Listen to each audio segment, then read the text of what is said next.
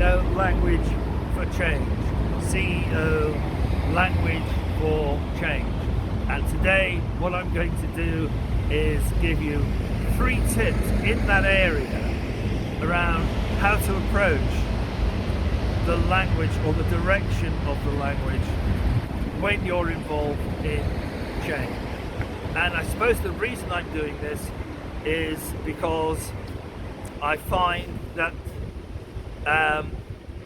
sometimes it's very difficult to get the point across, and often it's best not to be looking for change when you do it.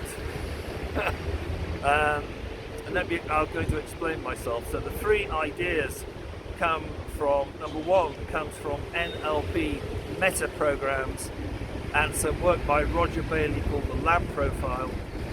The second idea, it comes from my view of the strategy that Dr. Martin Luther King employed.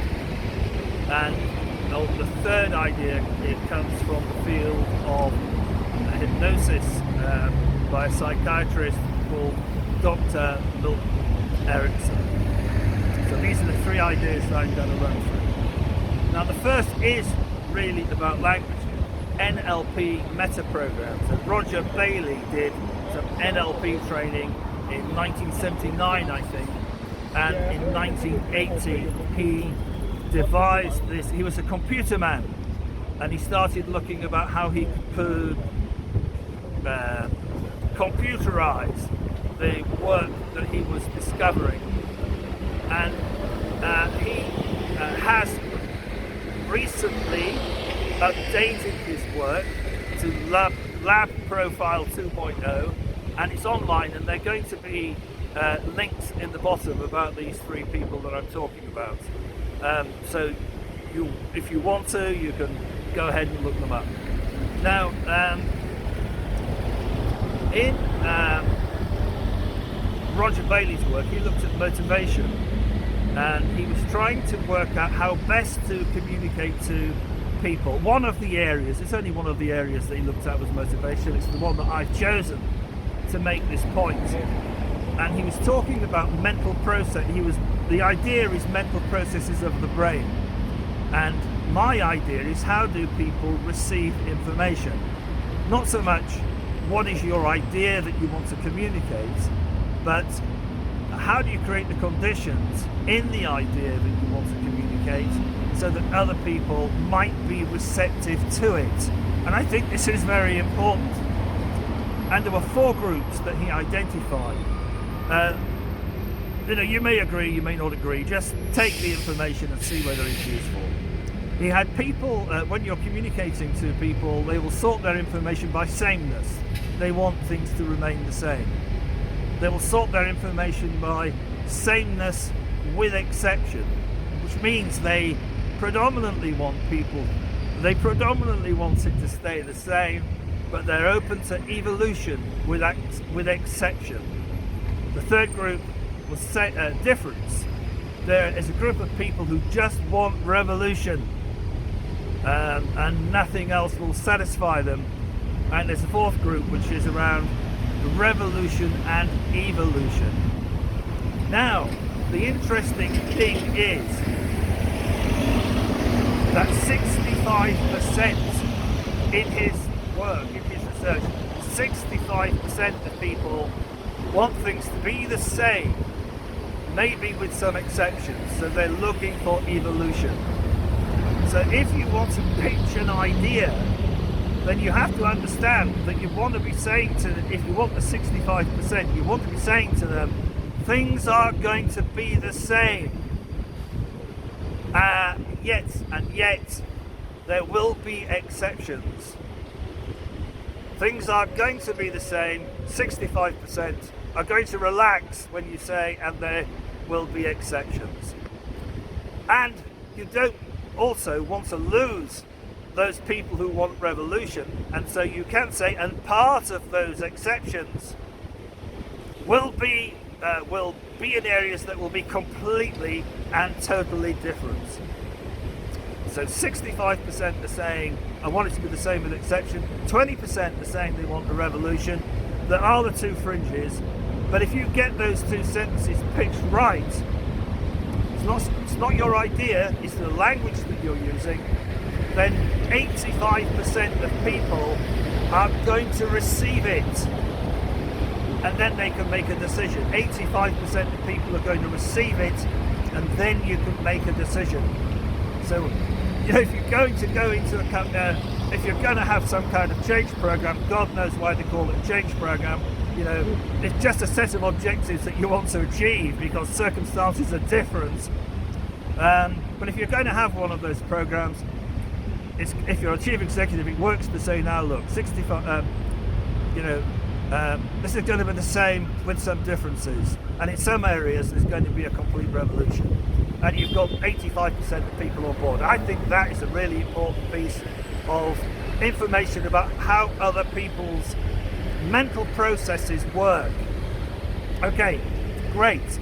We're in the centre of town, so I'm bellowing a bit. The second person I want to draw attention to is Dr. Martin Luther King Jr. And why I want to draw attention to him is because I thought his strategy when he was looking to support the African American and their fight for civil rights and freedom, I thought it was brilliant. There are different schools of thought. I know that the approach by Malcolm X in Malcolm X's early days was different, but Dr. Martin Luther King chose, I think it's right to say, a non-violent route towards the change that he was looking for. But the piece of brilliance was that he wasn't looking to change the American values. The American values in the American Constitution, the Declaration of Independence in 1776, the founding Constitution, what all Americans believe the American dream is. We hold these truths to be self-evident that all men are created equal. They should be allowed to pursue life, liberty, and happiness. Those are not the exact words at the end. So, the American population, the founding Constitution, said these are our values. And the strategy of Dr. Martin Luther King was not to change any of that. It was to say, deliver, just deliver, which I think is brilliant. Because game over, fight over. He's talking to a population who actually agree with him. Now it's not been that straightforward, I know. But it's undeniable that all men are created equal, according to the American Constitution. All men, race, creed, geography, colour, anything any kind of discriminative split you'd like to make. This is a universal proclamation of the American dream. Okay, so the tip there is, if you're the chief executive, to speak directly to the values that your audience already understands. It just saves a lot of so-called persuasion and influence. Speak directly to the values your audience already understands. Right, now the third and final person is Dr. Milton Erickson, who was a medical doctor, psychiatrist in America, and he pioneered, I think, it wasn't the only, it wasn't, there have been other people in history, but he used hypnosis in psychotherapy. Now, I don't know whether you've ever thought about this, but, well, when I go to meet a client, normally there's some issue that needs dealing with, but I don't say to the client, you're wrong, you've got it wrong, what you're doing is wrong. I try to understand the issue and look for a solution. this is the case with Dr. Milton Erickson's clients. Some of them might have been addicts. So it'd be very easy to say, stop that behaviour. Just stop it, just cut it out. Well, that wasn't the route that he chose to go. He looked at when speaking to his person or his audience, he would look to establish the intention of the behaviour. And he would ask the person or the audience, given your intention, well, I don't think he put it quite like that. I think what he said was, continue with your behaviour as long as it is delivering your intention. But if there are some alternative behaviours that make themselves known that also deliver the intention, perhaps you could consider those. So he sponsored the existing intention within the system. There is an intention here. The intention will be there afterwards, so let's utilise the intention. So he chose to sponsor the intention and, using hypnosis, asked the person that he was working with to consider finding other creative solutions and behaviours that would deliver the same intention.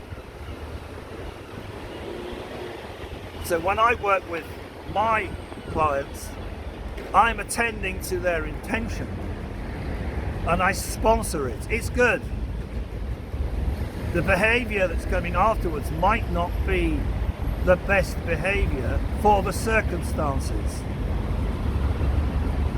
But if we can keep the intention as the integral part of the strategy work that we're doing, then we're able to find alternative creative behaviours. Okay, so that's 3 tips. One around NLP meta programs, otherwise as far as Roger Bailey's concerned, the lab profile. Dr. Martin Luther King and his wisdom really in targeting the American dream, his strategy, and Dr. Milton Erickson, who is taking the existing intention and using it and allowing the clients to find the alternative changes in behaviour, allowing the clients to find the alternative changes in behaviour, which I think is radical, even though he was doing it, many decades ago. And that's just a thought when you're working in this area of change, that you might want to consider honouring the intention of the audience you're speaking to,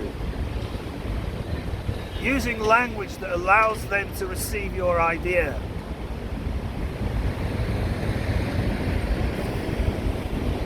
And allowing them to find the alternative behaviours as a solution to the issue. This is CEO Language for Change. Subscribe, please.